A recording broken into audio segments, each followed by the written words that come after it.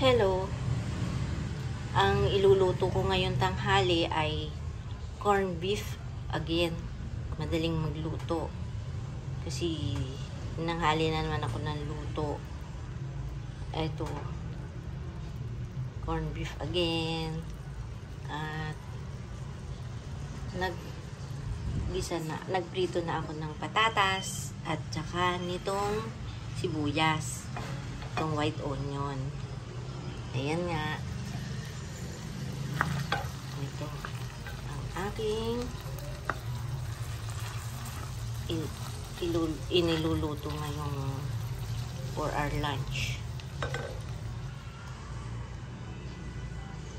Nilagyan ko siya ng paminta at konting tubig. Pasusubuhin ko muna siya. Ayan, sumusubo na. Kaya ilalagay ko na yung patatas.